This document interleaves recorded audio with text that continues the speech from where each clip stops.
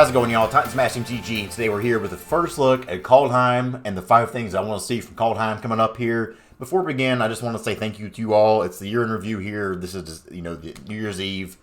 Started off the year here, 370 subscribers. We're closed in on 3,000. I just can't believe the kind of growth this channel has had in the past year. I did not expect it. I went into the year hoping to get 700 subscribers by the year's end. So the fact that we're closing on 3,000's door is kind of insane. I couldn't do it without you all. So thank you so much. And I really, really do just appreciate everything that you all do, the support you give, everybody in the comments, that shares the videos. I appreciate you. Let's jump in here, look at the 5 things you want to see from Kaldheim. This is my personal takes here. You don't have to like, you don't have to agree with it, just whatever. But let's just jump into it and see, because we got the new set coming up. Spoilers starting late next week or the week afterwards, so we're about there. We've already seen some cards. Let's jump into it, baby. Let's go. So the number one thing that I want to see from Kaldheim is good aggro creatures. And this may seem really generic, but you got to think about it. The last few sets, we've not really seen much in the way of good aggressive creatures. When you think the top aggro decks right now, like Gruul comes to mind for everyone, which is great because I love Gruul. But it's not really an aggro deck anymore, It's more of a combo engine-y kind of deck. You have the adventure package taking off and drawing cards. You're trying to play your big old creatures, so on turn 4 you can drop a Great Hinge and do all that. But that's not really aggro. I want to see good 1-drops and 2-drops in this set that we haven't seen in a while. These just really cheap creatures that just kind of smash face.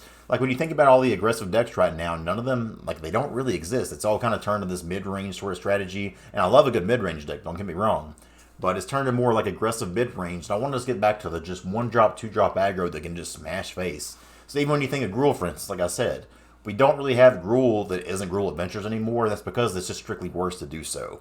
So some good aggressive creatures that can fill that role and make aggro better is what I want to see in Kaldheim, number 1.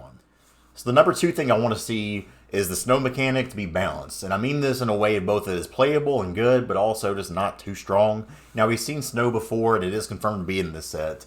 But we think about these other kind of things. We think of energy. We think of, Phyrexian life payment kind of thing. We think of poison.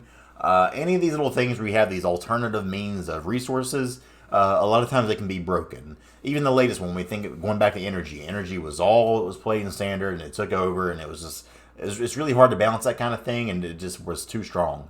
So I really hope that the way they do the stone mechanic is in a way that we can use it and it can be fun. We can have decks made out of it, but at the same time, I don't want to turn around in a month or so and see the top 3 decks are Gruul Snow or Rakdos Snow. And don't forget about Esper Snow Control. I hope we don't get to that point. I want to see Snow being something good. I want to see it being interesting because it is neat. And there's been some of the kind of leaked cards already that previewed that look kind of neat. Like they don't look super strong off the bat, but they look like if you have a payoff in the Snow, then they could be worth playing. But I don't want to get into leak cards on the videos here. I want to try to stick to the actual official spoilers when we talk about those. But Snow looks like it's going to be a thing in the set, and hopefully we can just find a way to make that balance and make it work. So the number 3 thing I want to see in Kaldheim is adequate tribal support, especially the Changelings. So we saw that Changelings are going to be in the set. It's the first time that Changelings are going to be in standard in a while now, at least on a more widespread basis. But having Changelings means that tribal support really has the potential to do something great here. Now, we do have Dimir Rogues being a top deck in standard. That's one of them. But otherwise, you don't really see tribal anything in standard right now. And from the early previews here, we have the payoff for dwarves and things like that. It looks like they do want to push tribal support in a way that can be really fun. And I think everybody enjoys tribal stuff. I know when I talk about deck tech videos for new standard, everybody gets really excited. They want to see the new tribes. Last season, it was all about, people want to see clerics work out, things like that. So this season, I think with Changelings, we have a lot of things that go in here to make tribal actually work. We just got to make sure that the payoffs, again, are good, but balanced, because we don't want to get into a thing where one tribe is just obviously the best tribe and all you want to do.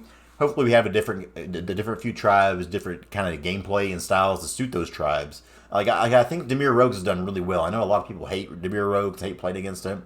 I think it's a very, it's a good deck, obviously, because it's at the top of the meta, but it's not overpowered. It can't just win a game outright on its own. And there's clear and obvious strategies to beat it and make it good. So I think if we can kind of achieve the same thing we did with Rogues, but just in different styles with this set, we'll be in a really good spot. So I hope that Changelings and other kind of tribal payoff things that they've shown already get the adequate support that they need and to do a thing that they can be balanced, but also powerful and enough to see play. Number 4 kind of goes to number 3 here, but viable ways to make the party mechanic work. The party mechanic in the last set was really cool, but with standard, the rotation just kind of hitting, you don't have that many different things of party that really work with here. So the pool is a little bit too shallow to make the party mechanic actually viable.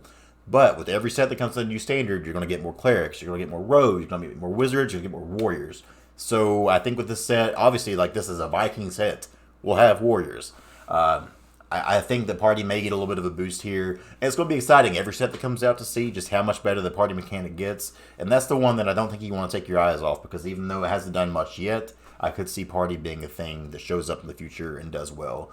So kind of like the tribal support, I hope we get enough support to make party a little bit more viable again, just not broken. And finally, to top it off here, number 5, for things I want to see in Kaldheim, no ban cards to kill the momentum here. This has been a problem with every set that came out for the past 3 or 4 sets now, it seems.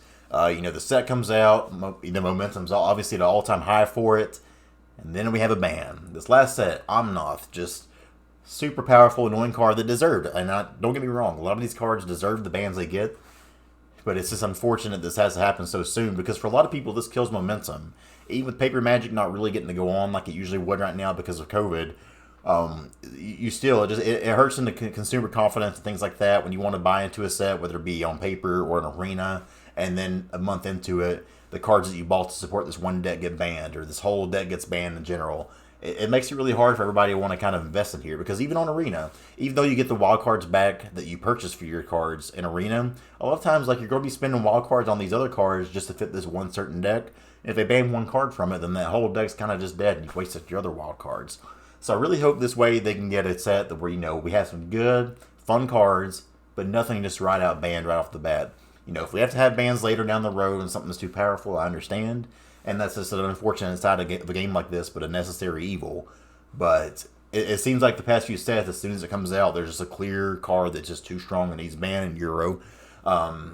So hopefully we don't have that happen this time, because I want everybody to be able to jump in to see the meta, because Standard's actually been in a good place right now for the first time in quite a while. And I've not even played it much because I've kind of been burnt out by everything with Standard. But, I mean, you got to look at the meta. We have Gruul, we have Mono Green Food, we have Demir Rose, we have Esper Yorion. We have all kinds of different things that you can play in Standard and be viable right now. And it's in the best place it's been in a long time. But I think a lot of people just don't care because they're kind of just burnt out. They have that fatigue of every time a new set comes out, something gets banned, the change happens, and then their deck's just kind of dead in the water. So hopefully with this new set, bringing a bunch of new cards, new people, new experiences, new mechanics of the format, we can do so in a way that nothing is overly broken, overly powerful, and we just have a nice big field to play with and a lot of things we can play. So those are the 5 things that I want to see from Kaldheim. Let me know what you want to see in the comments, what you're looking forward to, what you hope happens or doesn't happen. We're going to start getting into mechanic breakdowns pretty soon, card previews, all that kind of things. And of course, as I do every spoiler season, 10 different decks for the upcoming Standard. Already got my mind brewing, even though I've only seen like 15, 20 cards in the new set. So new spoilers come out probably like in a week or so when this video comes out. So I'm really excited for that.